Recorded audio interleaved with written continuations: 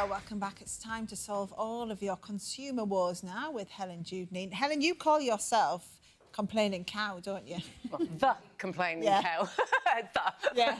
What? Because you've been, I want to say complaining, but solving consumer problems for a long time, since you were like a teenager, haven't you? Yeah, from very, very, very young childhood days, when I wrote a letter to Jackie magazine and they didn't pay me for it, so that was probably my first complaint. Yeah, and then it went on to becoming a consumer expert, basically, because you did it for friends as well, didn't you? So I've always complained for redress and refunds. Basically, when something's wrong, I'm very passionate that you complain if something's wrong and you're out of pocket. So I've always done that. I've always done it for friends and family, and then I started the blog as a hobby about sort of 10, 11 years ago. Yeah, and here you are now, because we know you know all the rules when it comes to getting money back for things or sorting out your problems. So Danny, one of our lunch mates, has got the first question. This is what he said. I booked a car online for a holiday in Paris. It broke down the next day. The company recovered the vehicle but left me without a replacement for 3 days. What are the rights to a refund? Right, well, he's definitely entitled to a partial refund for the time that he was without the car. Yeah.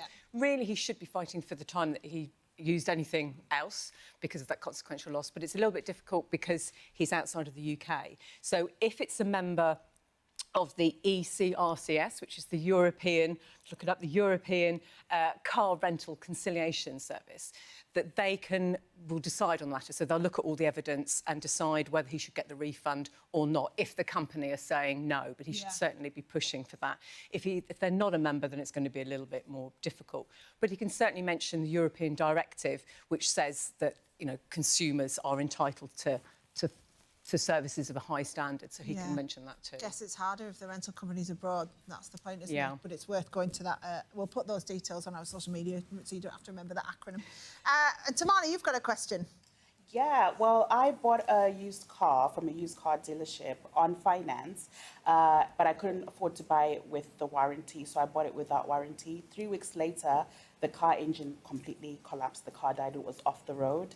So I did call the dealership and tell them what happened. They said because I wasn't under any warranty, the car wasn't under any warranty, there was nothing they could do. So what do you do in that situation? Do I continue paying for a car that's off the road, and what's the garage liable for?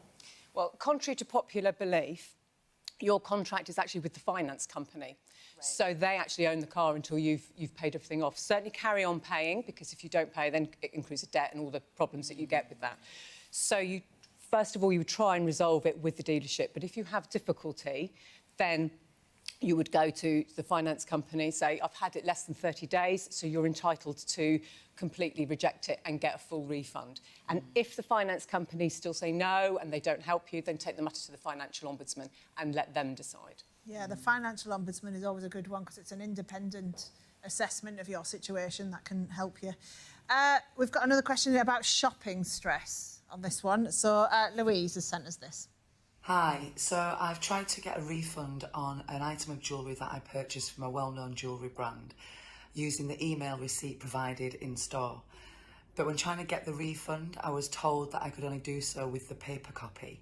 My understanding that proof of purchase is all that's required. I wonder if you could clarify my rights on this. Thank you. Yeah, there's a technical term for that, and it's called twaddle.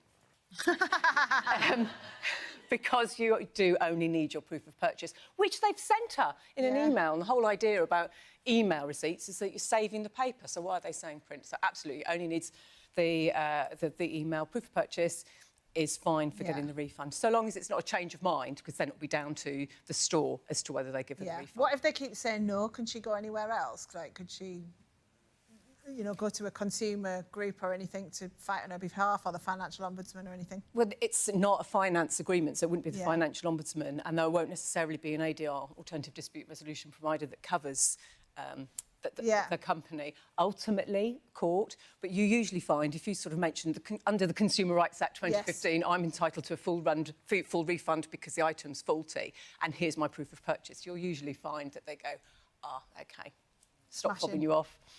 Angela's got a question for us as well. Hi, Helen. I bought a pair of shoes in November to wear the following summer. First time they were on, the strap completely broke. but they wouldn't issue a refund because I was over the 28-day period, but that was the first time I'd had them on my feet. Can I do anything about that?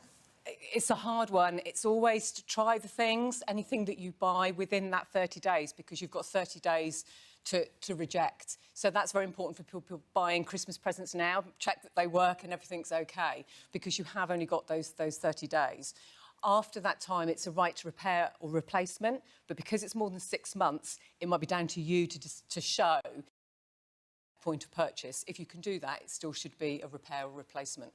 Yeah, great. Thank you. Do keep sending in all your questions for us as well, and we will get as many answered as we can. Thank you very much, Helen.